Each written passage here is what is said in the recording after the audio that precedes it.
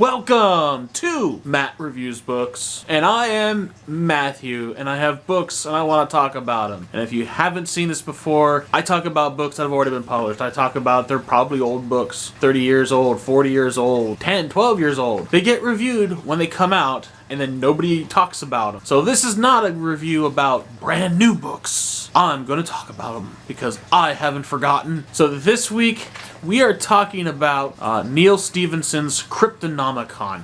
And Cryptonomicon is actually the prequel that really is a sequel to Stephenson's Baroque Cycle. So it actually was written first and published first, but chronologically it comes fourth in his after his trilogy, right?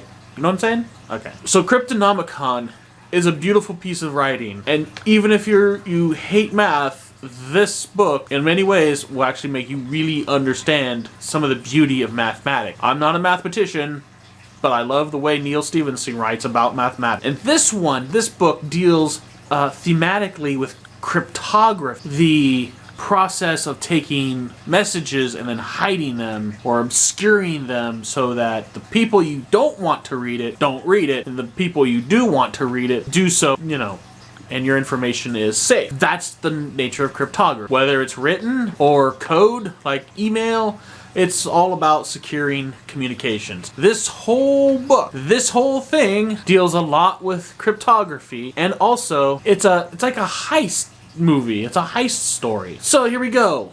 The synopsis.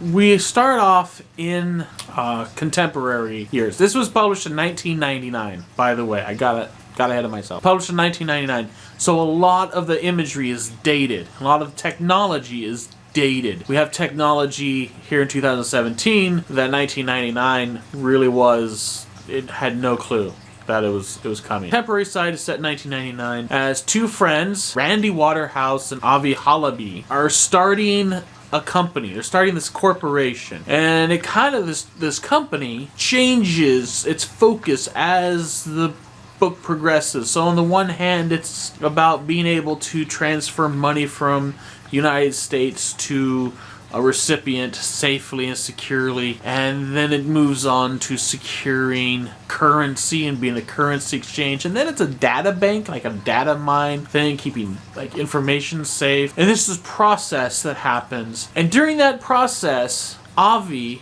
and Randy get entangled in this hunt for, wait for it, sunken World War II German, I should say, Nazi gold. That's right. They're looking for sunken Nazi gold, which is cool. It's awesome. At the same time that they're looking for the Nazi gold, the storyline is split, and there's this whole segment of the story. Half the novel is set in the war years, World War II, and really does talk about the early years of modern encryption. It's an adventure story, like a World War II movie. There's this guy, Bobby Shafto, who is a Marine, and he travels around the world as this basically a special forces guy, and it's really funny. Interesting funny, not haha funny. How it's almost a genre novel in some ways, like a film noir, hard-boiled World War II movie. And if you've seen World War II movies, you know they got their own clique, their own genre. Bobby Shafto is that element of it. And he goes on these adventures,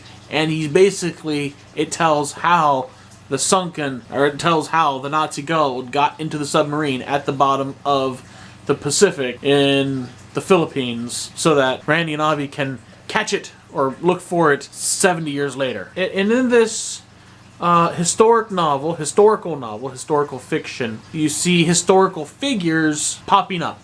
They show up, guys, like, here's just a few names: Douglas MacArthur, Alan Turing, Albert Einstein, Karl Dönitz, and Ronald Reagan. And each one has more or less significant role in the story. Thoughts? Really? This story, this whole heist concept, could be told probably in about 250 pages. I mean, let's face it, it's kind of a Clive Cussler kind of thing.